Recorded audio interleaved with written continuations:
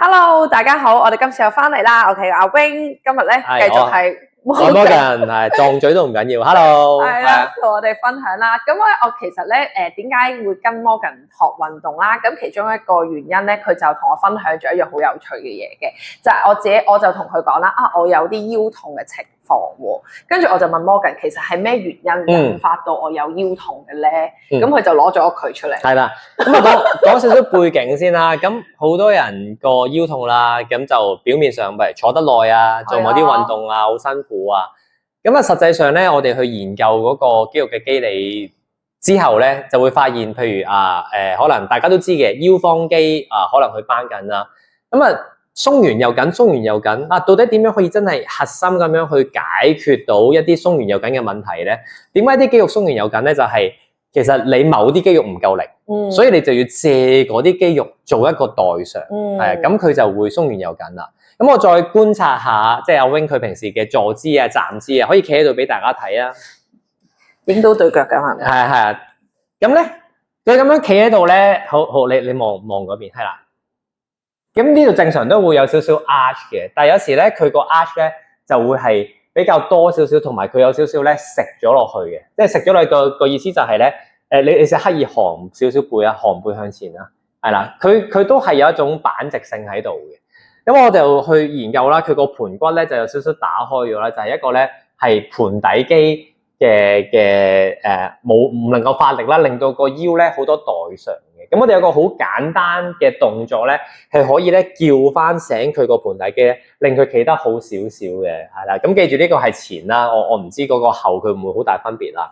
咁首先咧，你繼續望嗰邊啦，係啦。咁然後咧兩隻手咧擺喺個肚臍度啊，擺喺個肚臍度，係啦，兩隻手。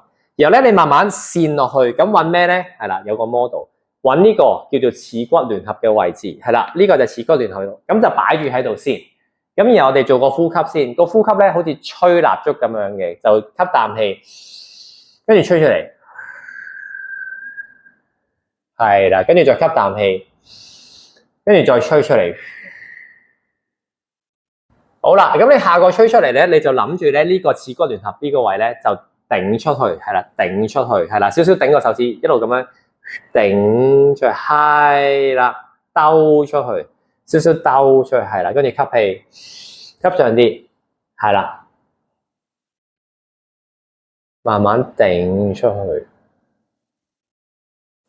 去。然後咧，掌握到呢個技術之後咧，我哋諗多一步，諗下我哋咧真係個盤底，諗下個盤底呢個位置，除咗頂出去之外咧，有少少力咧頂出去，跟住收上嚟，吹氣收上嚟。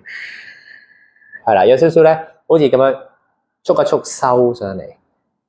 有啲轉變啊，佢條腰我 feel 到，係啦，佢做到嗰個效果咧，佢條腰就會索翻入去嘅。啲假肚腩都會冇埋嘅，係啦。嗰個係唔係真㗎嘛？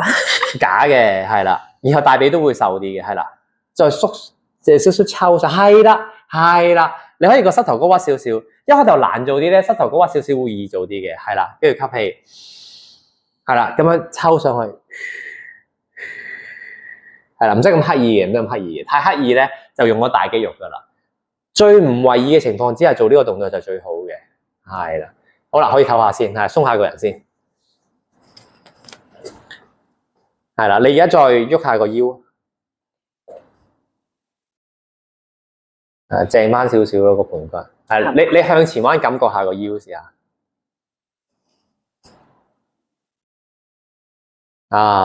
個感覺好啲，係啦，好啦，我哋可以坐翻起身傾下偈啦，係。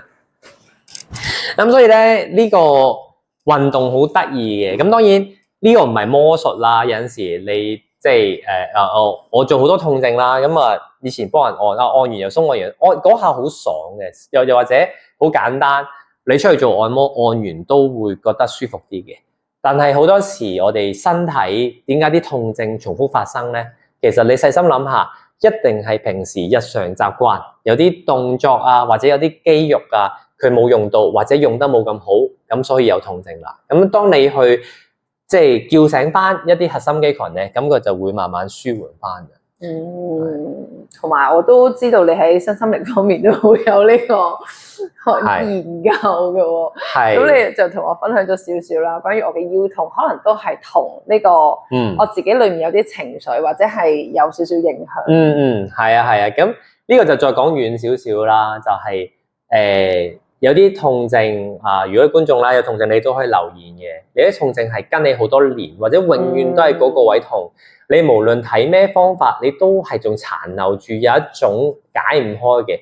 其實嗰啲我哋就會用好多方式啦。你聽過可能有啲脈輪嘅方式啊，有啲譬如真係好身心靈啊，用靈氣治療嘅方式啊，都係可以幫你去舒緩個問題咯。咁我講少少腰痛先啦，因為腰痛喺香港都市好常十大係啦。咁腰痛咧，同你個情緒個表達啦，或者同慾望嘅表達都有關係嘅。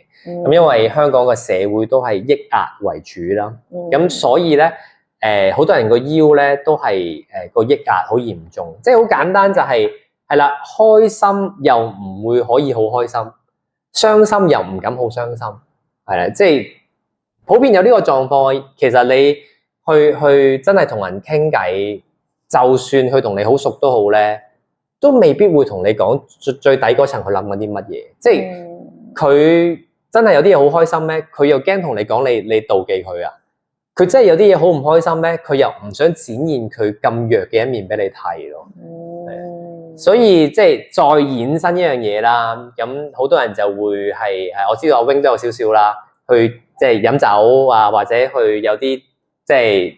習慣令佢可以放鬆下，係啦，可以將嗰樣嘢釋放出嚟嘅。咁其實呢啲嘢都係全部都係有連結喺入邊咯，係啦。咁所以，譬如佢腰痛啦，同埋腰痛係屬於我哋嘅第二輪啦，喺脈輪入邊。咁佢同嗰個譬如情緒啊、慾望嗰啲有關啦。再上下咧就係同佢嘅安全感啦，或者佢個人嘅意志有關係咯。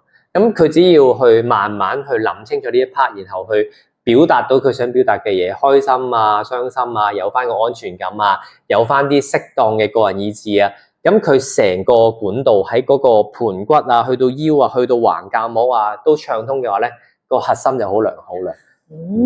因為我哋喺身心靈咧好得意嘅，有意識有潛意識啦。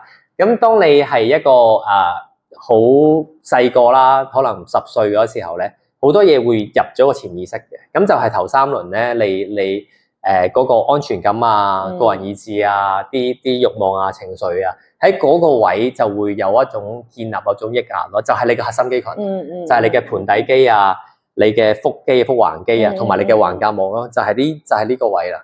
係咁好多人即係譬如啲小朋友特別瘦弱啦，或者有啲人哇，你覺得點解佢隻腰成日冇力咧？同埋咁樣係啊，同埋咁樣，其實好多時咧，可能佢。即係舉個例啊，如有雷同實屬巧合啦。可能佢阿爸阿媽從來都唔讚佢嘅，就淨係識鬧佢。咁佢會係，就算佢考第1咧，佢98分咧，都覺得喂，點解你唔攞埋嗰2分去？即係嗰種嘅潛意識就會入咗去，佢就對自己就係冇安全感啊，唔識讚自己啊，自我建立就會好低咯。咁就慢慢到佢成年之後咧，就入咗個潛意識啦。咁佢個脈輪嗰啲能量就釋放唔到咯。就要揾啲位去釋放咯，所以點解即係2025年或者而家咁多身心靈或者我哋講緊呢樣嘢咧，就係好多過去嘅積壓，而家啲人開始內觀啊，興即係啲人覺得尋根究底係啊，同埋好得意嘅，啲人覺得咧冥想咧，好似有啲宗教性咧，就改個名叫做靜觀啊。其實做嘅嘢都係好類似，都係好內聚。其實冥想都冇宗教性，你都係去專注翻自己。呼吸啊、思想啊，去靜翻自己咯。即係其實靜觀都係類似做呢啲嘢，只不過好多嘢可能佢用一個科學嘅研究啊，或者好多嘢佢再推陳出新嘅話咧，佢有啲新嘅元素喺入邊咯。咁其實即係樣樣嘢，只要其實幫到大家都係好咯。所以又 round up 翻啦，即係腰痛，如果你做一啲物理性嘅嘢，可能做運動啊、咁水療啊、乜都好啦，幫到就梗係好啦。但係如果真係你解決唔到嘅話咧，都嘗試下去理解下嗰個body and mind connection 啦，即係我哋嗰個身心嘅聯繫啦。咁好真實嘅，即係如果你真係觀察呢個世界，你會發現某一個性格嘅人，佢個身體嗰個動態都好似嘅。